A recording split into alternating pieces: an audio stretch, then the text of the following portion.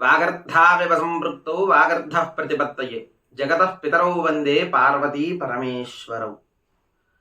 మనం కార్తీక పురాణంలో ఈనాటి 2వ అధ్యాయాన్ని చెప్పుకుందాం.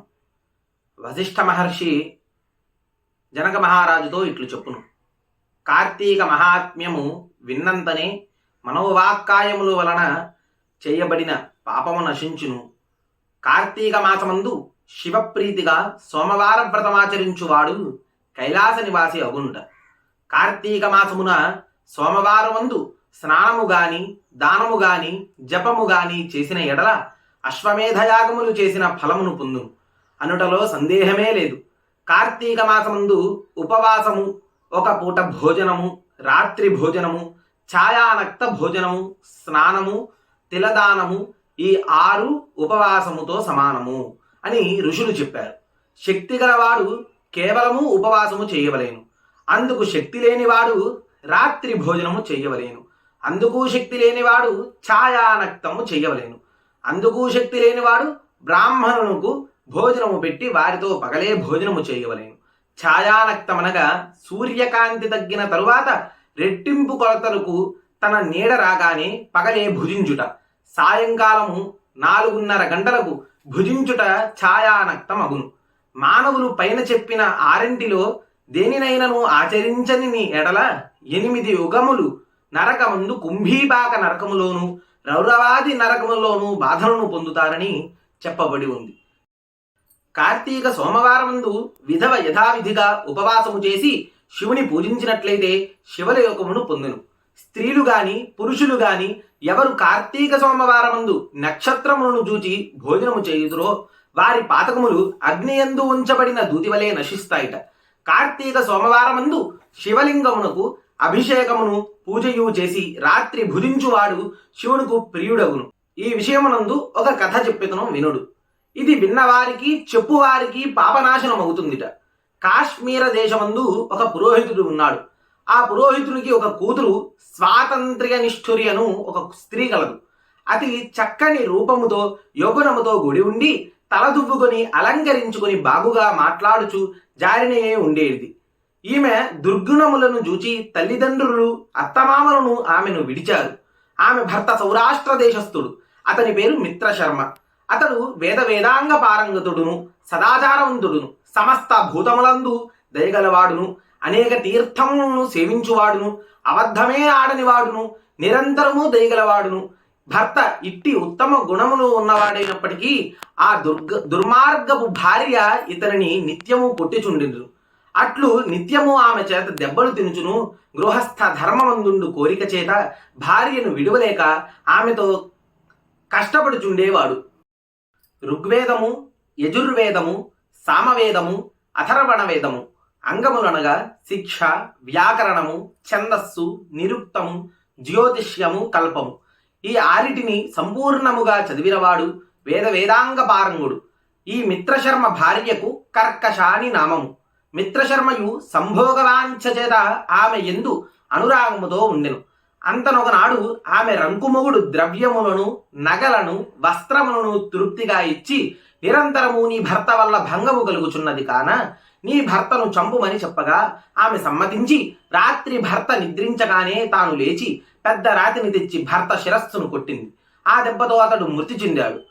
తరువాత కర్కశ స్వయముగా తన భర్త శవము వీపు మీద వేసుకుని తీసుకుని పోయి పాడుమూతిలో పడవేసెను. ఇట్లు భర్తను చంపి తరుణులను, పరస్త్రీ సంగమాభిలాషులను, కామశాస్త్ర ప్రవీణులను, వర్ణ సంకరకారకులను అయిన అనేక జాతి పురుషులతో ఆలింగన చుంబనాదులతో నిత్యము సంభోగము చేయుచుండేది.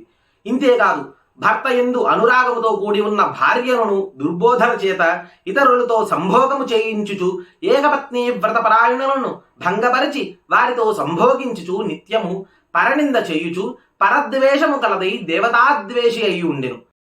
నిరంతరము దయాశూన్యయే ఆడంబరము చేతగాని, నవ్వు చేతగాని, కపటము చేతగాని విష్ణు పాదారవిందమును ధ్యానించలేదు, హరి కథ వినలేదు. ఇట్లుండగా ఆమెకు యౌవనము పోయి ముసలితనము వచ్చినది. తరువాత వ్రణవ్యాధి కలిగినది. ఆ కురుపునకు పురుగులు జనించి తరువాత దుర్గంధముతో కూడినదయ్యను. తరువాత జారులందరూ రూపవంతులు మదయుక్తులే వచ్చి చూచి విగతాశులై వేశ్య ఇంటికి వచ్చుట మానివేశారు. తరువాత పాపాధిక్యము చేత చాలా బాధ నొందింది. ఆ వ్రణవ్యాధి తోడనే మృతి చెందింది. తరువాత భయంకరమైన యమదూతలు వచ్చి ఆ కర్కశను పాశముల చేత కట్టి తీసుకుని పోయి యమునికి అప్పగించారు.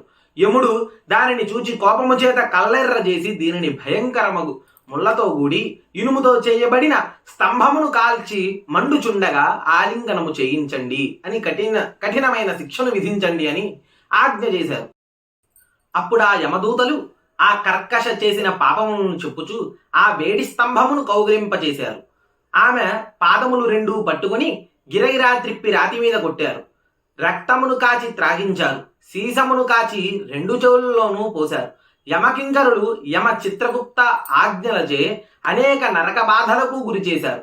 ఆ కర్కశ తన పితృపితామహులతోనూ తన బాంధవులతోనూ తనకు పూర్వము 10 తరములు తరువాత 10 తరముల వారితో ఘోరములైన నరకములందు మహాబాధలు పొంది తరువాత భూమి యందు జన్మించింది. భూమి యందు 15 మార్లు కుక్కగా జన్మించింది. అందులో 15వ జన్మ కళింగ దేశమందు బ్రాహ్మణుడి ఇంటి వద్ద కుక్కగా పుట్టి ఇంటింటికి తిరుగుచూ ఉండేది.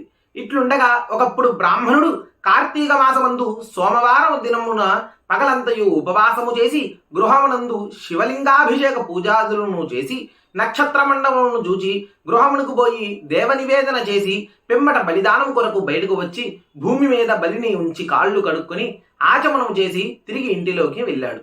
ఆ కుక్క ఆనాడు పగలంతయు ఆహారము కొద్ది అయినను దొరకనందు కృషించినదై కార్తీక సోమవారము రాత్రి విప్రుడు వేసిన బలిని భక్షించెను. ఆ బలిభోజనము చేత కుక్కకు పూర్వజన్మ స్మృతి కలిగి బ్రాహ్మణోత్తమ రక్షింపుము రక్షింపుము అని పలికింది. ఆ మాట విని బ్రాహ్మణుడు బయటికి వచ్చి ఆశ్చర్యముతో కూడినవాడి, ఓ శునకమా, మా ఇంటిలో ఏమి చేశావు, రక్షించమని అడుగుతున్నావు అని బ్రాహ్మణుడు అడగగా శునకం ఇట్లా అంది, ఓ ఈ బ్రాహ్మణోత్తమ వినుము, నేను పూర్వజన్మందు బ్రాహ్మణ స్త్రీని, పాపములను చేయుదాను, వర్ణ సంకరము చేసిన దానును, అన్య పురుషులను మరిగి నిజ భర్తను చంపితిని. ఈ విధి పాపమును అనేకములు చేసి వచ్చి చచ్చి యమలోకానికి చేరాను. అనేక బాధలను పొందాను. తిరిగి 15 మారులు కుక్కగా భూమి మీద జన్మించి తిని. ఇప్పుడు నాకీ జన్మస్మరణ కలిగినది. ఎట్లు కలిగినదో చెప్పు, విని తరించెదను. ఆ బ్రాహ్మణోత్తముడు ఈ మాట విని జ్ఞానదృష్టితో చూచి తెలుసుకుని, ఓ శునకమా, ఈ కార్తీక సోమవారము నాడు ప్రదోష సమయము వరకు భుజింపక ఇప్పుడు నేను ఉంచిన బలిని భక్షించిదివి కనుక నీకు జన్మస్మృతి కలిగినది అని చెప్పాడు. ఆ మాట విని కుక్క, బ్రాహ్మణోత్తమ, ఈ కుక్క జన్మ నుండి నాకెట్లు మోక్షము కలుగున్నదో చెప్పమని విప్రుణ్ణి అడిగింది. ఆ కుక్క ఇట్లు ప్రార్థించగా పరోపకార బుద్ధితో కార్తీక సోమవారములందు తాను చేసిన పుణ్యములు ఒక సోమవారం పుణ్యమును కుక్కకు ధారపోశాడు ఆ బ్రాహ్మణుడు. సోమవారం పుణ్యమును ఈయగానే కుక్క దేహమును విడిచి ప్రకాశించుచున్న శరీరము గలదై ప్రకాశించింది. వస్త్రములను ధరించింది. కైలాసమును చేరుకునను. కార్తీక మాసమందు సోమవార వ్రతము ఆచరించదగింది. ఎవరు కార్తీక సోమవార వ్రతమును చేయుదురో వారికి మోక్షమును కలుగునయ్యా.